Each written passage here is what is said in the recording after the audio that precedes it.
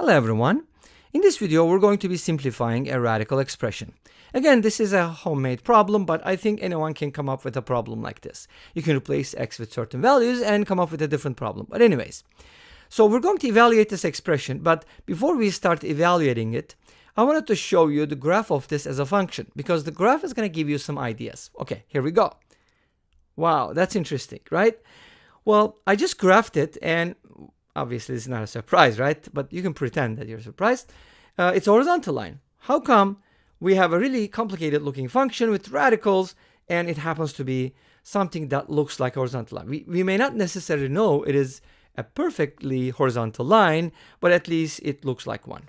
Anyways, let's go ahead and dive more into this, and I'll be presenting two methods. Let's start with the first one. For my first method, I'm going to set the numerator equal to something. So suppose square root of x plus square root of x plus square root of x minus square root of x, a lot of square roots. Let that equal s. And square both sides here, obviously. That should be like an obvious step.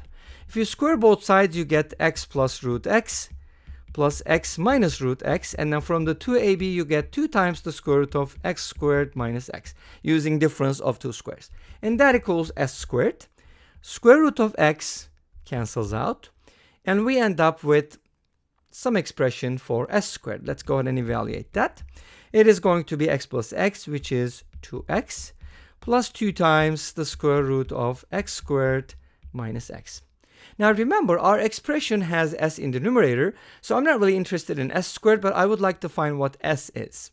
So let's go ahead and square root both sides. But when you square root both sides, notice that the expression on the right hand side is positive if x is, well defined. But we didn't talk about the domain, but maybe when we write the expression we can talk about it. Anyway, so from here we get the square root of 2x plus 2 times the square root of x squared minus x. That's going to be my numerator. And now if I replace the numerator, remember our original expression was square root of x plus square root of x plus the square root of x minus square root of x all over square root of x plus the square root of x squared minus x. Okay, now I'm going to replace the numerator with this and then simplify this expression. Now notice that the numerator and denominator are now very similar. If you notice that, it'll be very easier.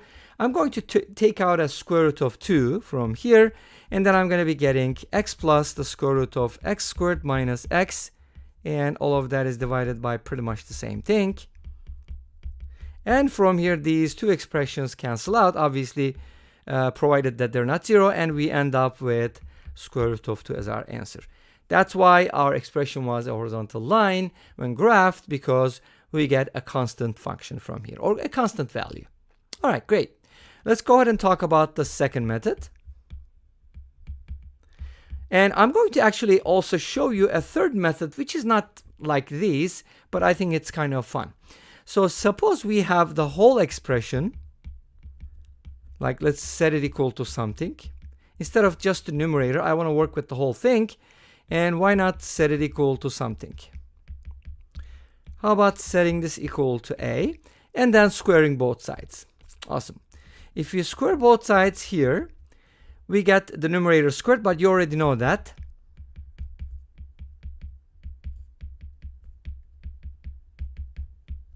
And the denominator, when squared, is just going to lose the outer square root, and that's going to be the answer. So let's go ahead and simplify this one more time. The numerator is going to give us 2x plus 2 times the square root of x squared minus x, and that is divided by that. And notice that here we have a squared, and the numerator can be factored. And after factoring, we notice that you can simplify this, and we end up with a squared equals 2.